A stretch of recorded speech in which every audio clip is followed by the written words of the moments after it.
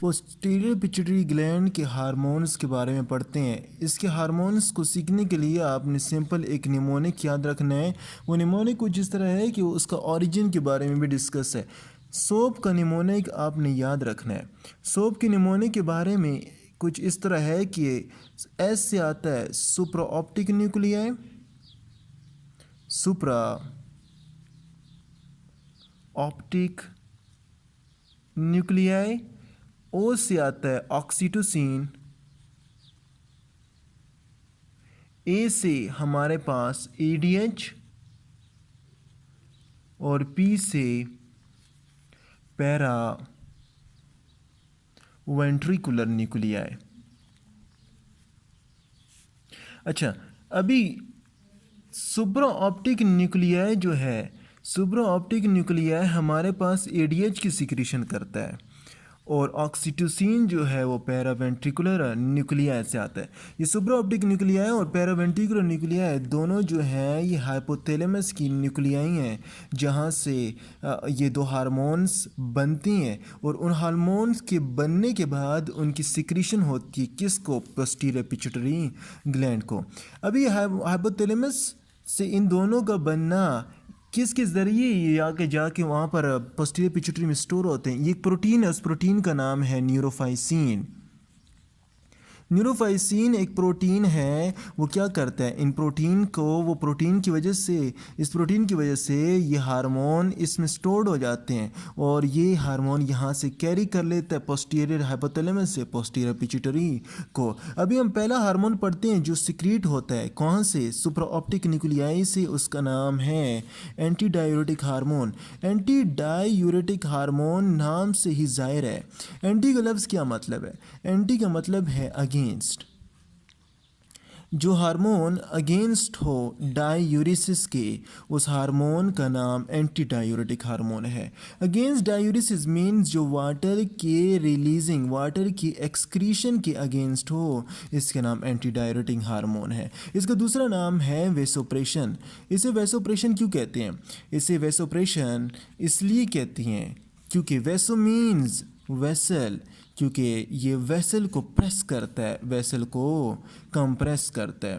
Vessel को ये compress करता है या वेसल को ये कंस्ट्रिक्ट रखता है, इसलिए इसे हम वेसोप्रेशन कहते हैं। तो एंटीडायोटिक हार्मोन किसे कहते हैं? एंटीडायोटिक हार्मोन वो हार्मोन है जो हमारी बॉडी में क्या करता है, जो हमारी बॉडी में वाटर को रिटेन करे, उस हार्मोन का नाम एंटीडायूरेटिक हार्मोन है।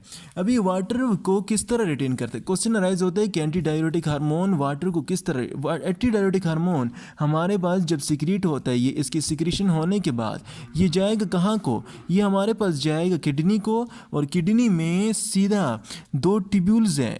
किडनी में नेफ्रॉन के दो पार्ट है, एक नाम है कोलेक्टिंग डक्ट और दूसरा है distal collecting tubule. Collecting duct और डिस्टल कोलेक्टिंग ट्यूब्यूल में जाकर जब भी कलेक्टिंग ट्यूब्यूल और डिस्टल कलेक्टिंग डक्ट में या collecting duct distal collecting tubule में जाता है तो वहाँ पर एपिकल सरफेस से ये एब्जॉर्प्शन इंक्रीज कर देता है बाय द विजिकल्स, विजिकल के ज़रिए से, और वाटर की absorption to the inside of the body off कर देता है। अभी क्या है काम है? Antidiuretic hormone anti mean against और डायूरेसिस के ख़िलाफ़ होता है और वाटर को एक्सक्रीशन करने से बचाता है और यहाँ पर वाटर को स्टोर करते हैं। कैसे रिटेन करते हैं? ये डीएच सिक्रेट हुआ है, डीएच सिक्रेशन के जरिए ब्लड के जरिए गया और किडनी में कलेक्टिंग डक्ट और डिस्टल कनेक्टिव ट्यूब्यूल में जाएगा और वहाँ पर एपिकल्स सेल्स जो हैं उसके ज़रिए से वो विजिकल के ज़रिए वाटर के ड्रॉपलेट बनाएगा और वाटर को हमारी बॉडी में एब्जॉर्ब करेगा।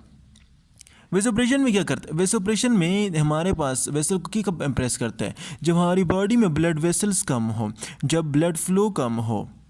जब आपकी बॉडी में ब्लड फ्लो कम होता है तो मतलब है कि ब्लड वॉल्यूम कम है।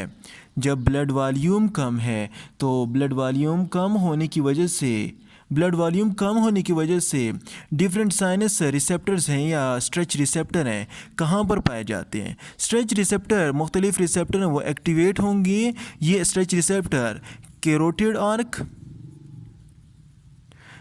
या पल्मोनरी बॉडीज़ के साथ पाए जाते हैं। डिफरेंट स्ट्रेच रिसेप्टर एक्टिवेट हुए किसकी वजह से? ब्लड वॉल्यूम की वजह से। अभी उस एक्टिवेशन की वजह से, स्ट्रेच रिसेप्टर के एक्टिवेशन की वजह से हमारे पास क्या निकलेगा, क्या रिलीज होगा? एडीएच सिक्रीशन होगी। अभी एडीएच जब सिक्रीट होगा तो ये ब्लड वेसल को कंस्ट्रिक्ट, ये नॉर्मल ब्लड वेसल है, इस ब्लड वेसल को क्या कर देगा? कंस्ट्रिक्ट कर देगा। ब्लड वेसल कंस्ट्रिक्ट हुए, ब्लड वॉल्यूम जो कम था तो ब्लड वॉल्यूम यानी ब्लड फ्लो इंक्रीज कर देता है। तो ब्लड फ्लो इंक्रीज, तो नॉर्मल जिन आर्गन को ब्लड फ्लो जाना था उसे नॉर्मली मेंटेन होता है। तो ये तो इस स्ट्रेच रिसेप्टर के जरिए, लेकिन इसके साथ साथ एडीएच जाएगा किडनी को, किडनी में वाटर रिटेंशन करेगा और वाटर रिटेंशन के जरिए से भी ब्लड वॉल्यूम क्या कर देता है? इंक्रीज कर देता है। जब ब्लड वॉल्यूम वाटर रिटेंशन के जरिए से भी इंक्रीज हो जाता है तो फिर हमारे पास ब्लड फ्लो नॉर्मल। तो ये सारा कहानी किसकी है? एडीएच की है और वैसोप्रेशन की है, जो यहाँ पर किसके जरिए सीक्रेट बैरो रिसेप्टर यानी स्ट्रेच रिसेप्टर के जरिए से एक्टिवेट हो रहा है। लेकिन अभी जब हमारी बॉडी में वाटर की अमाउंट या वाटर की तादाद कम हो, बॉडी में वाटर की, तब ये एडीएच सिक्रीशन किस तरह होती है? वाटर की, अगर आपकी बॉडी में सिक्रीशन वाटर की क्वांटिटी कम है तब हमारी बॉडी में कॉन्सेंट्रेशन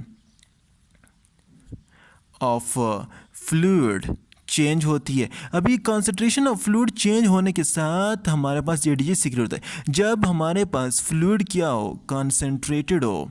जब फ्लूइड आपका कॉन्सेंट्रेटेड है तो ये कॉन्सेंट्रेटेड फ्लूइड जाएगा कहाँ को? हाइपोथैलेमस को। हाइपोथैलेमस में एक रिसेप्टर है, उस रिसेप्टर का नाम है ऑस्मो रिसेप्टर। हाइपोथैलेमस में जाके ऑस्मो रिसेप्टर को जाएगा और ऑस्मो रिसेप्टर को एक्टिवेट करेगा।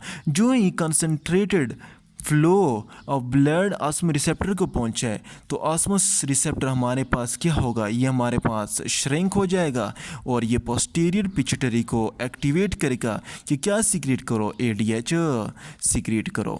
तो ये कहानी किस तरह है? कहानी इस तरह है कि जब हमारी बॉडी में वाटर की अमाउंट कम हो तो कंसंट्रेशन ऑफ फ्लूइड क्या हो जाता है? इंक्रीज हो जाता है, कंसंट्रेटेड सोल्यूशन बन जाता है। जब कंसंट्रेटेड सोल्यूशन बनता है तो ऑस्मो रिसेप्टर को पहुंचते हैं और हाइपोथैलेमस में क्या करता है कि श्रिंकेज होती है ऑस्मो रिसेप्टर की और वो पोस्टीरियर पिट्यूटरी को सिग्नल देते हैं कि एडीएच सीक्रेट करो ताकि वाटर वेसिकल के जरिए रिटेन रखे। अभी एडीएच सीक्रेशन और वैसोप्रेशन के बारे में हमने क्या पढ़ा है कि anti diuretic hormone against the water, जो वाटर को लॉस होने से बचाता है, इसलिए इसे एंटी डायरेटिक हार्मोन कहते हैं। वैसोप्रेशन इसलिए इसे कहते हैं क्योंकि ये वेसल को कंस्ट्रिक्ट या कंप्रेस करते हैं। जब ब्लड वॉल्यूम कम हो तो वेसल को कंप्रेस करना किससे काम है? एडीएच का काम है। लेकिन ये कैसे करता है? जब आपकी बॉडी में ब्लड फ्लो कम हुआ, ब्लड वॉल्यूम कम हुआ तो स्ट्रेच रिसेप्टर एक्टिवेट हुए। कैरोटिड पल्मोनरी बॉडी या पल्मोनरी आर्क में जाके स्ट्रेच रिसेप्टर एक्टिवेट हुए। एक्टिवेशन होने के बाद एडीएच सिक्रेशन इंक्रीज हो और ये इनकी क्या करता है? कंस्ट्रक्शन कर देता है। जब इनकी कंस्ट्रक्शन हो गई तो ब्लड वॉल्यूम भी इंक्रीज या ब्लड फ्लो भी इंक्रीज होता है। लेकिन दूसरी तरफ से ये एडीएच कलेक्टिंग ट्यूब्यूल और डिस्कनेक्टिंग ट्यूब्यूल में जाके वहाँ पर सेल के जरिए से, वेसिकल के जरिए से वाटर की एब्जॉर्प्शन कर देता है और वाटर की एब्जॉर्प्शन से हमारे पास ब्लड वॉल्यूम मेंटेन होता है। लेकिन दूसरे कुछ इस तरह है कि जब हमारी बॉडी में वाटर कम हो, वाटर कब होता है? जब ड्यूरिंग फास्टिंग, अगर आपने रोज़ा रखा है तो उस स्टेज में आपकी बॉडी में वाटर कम होता है। वाटर कम होता है तो कंसंट्रेशन ऑफ फ्लूइड चेंज होता है और कंसंट्रेटेड सोल्यूशन बनता है और कंसंट्रेटेड सोल्यूशन जो है ऑस्मो रिसेप्टर को जाके एक्टिवेट करेगा और उसे एक्टिवेट करने के बाद ऑस्मो रिसेप्टर श्रिंक होगा और उसकी श्रिंकेज की वजह से पिट्यूटरी ग्लैंड एक्टिवेट होगा और एडीएच सीक्रेट होगा। अच्छा, अब दूसरा जो हार्मोन पोस्टीरियर पिट्यूटरी सीक्रेट होता है वो है ऑक्सीटोसिन। ऑक्सीटोसिन आप सौंप के ज़रिए से बताएं कि ऑक्सीटोसिन कहाँ से सीक्रेट होता है। ऑक्सीटोसिन हमारे पैरावेंट्रिकुलर न्यूक्लियस से सीक्रेट होता है। ऑक्सीटोसिन के दो फंक्शन है, इसलिए याद रहे कि ऑक्सीटोसिन ये ऐसा हार्मोन है जिसे हम क्या कहते हैं? बर्थ हार्मोन कहते हैं या बर्थ कंट्रोलिंग हार्मोन किसे कहते हैं? ऑक्सीटोसिन को। ऑक्सीटोसिन क्या करता है? ऑक्सीटोसिन हमारे पास प्रेगनेंसी में, याद रहे कि ये प्रेगनेंसी में इसकी कंसंट्रेशन इंक्रीज़ होती है। जब इसकी कंसंट्रेशन इंक्रीज़ होती है प्रेगनेंसी में, और ये इसका काम क्या? इसका काम है यूटेरस की कंट्रैक्शन करना। कब यूटेरस की कंट्रैक्शन करेगा? जब हमारे पास सर्विक्स से मैसेज जाएगा। किसको? सर्विक्स से मैसेज जाएगा हाइपोथैलेमस को। हाइपोथैलेमस जब एक्टिवेट होगा, सर्विक्स स्ट्रेच हुआ, इसके स्ट्रेचिंग की वजह से हाइपोथैलेमस को मैसेज गया और मैसेज जाने के बाद उसने ऑक्सीटोसिन को एक्टिवेट किया और वो यूटेरस कंट्रैक्शन करेगा। कि बेबी की नॉर्मल डिलीवरी करो। तो बेबी की नॉर्मल डिलीवरी किस तरह होती है? Birth hormone oxytocin during pregnancy की कंसंट्रेशन इंक्रीज होती है। जब सर्विक्स की स्ट्रेचिंग इंक्रीज होती है तो हाइपोथैलेमस एक्टिवेट होता है और ऑक्सीटोसिन की कंसंट्रेशन इंक्रीज हो जाती है। अभी ऑक्सीटोसिन की कंसंट्रेशन इसमें हमारे पास किसके ज़रिए से इंक्रीज हो रही है? इसमें ऑक्सीटोसिन की कंसंट्रेशन हमारे पास हाइपोथैलेमस के स्ट्रेचिंग और रिसेप्टर की वजह से इंक्रीज हो रही है। दूसरे इसका फंक्शन है, इसका दूसरा फंक्शन जो है वो है लेट डाउन रिफ्लेक्स। ये लेट डाउन रिफ्लेक्स में बहुत अहम रोल अदा करता है। लेट डाउन रिफ्लेक्स किसे कहते हैं? लेट डाउन रिफ्लेक्स को हम सिंपली मिल्क इजेक्शन रिफ्लेक्स भी कहते हैं।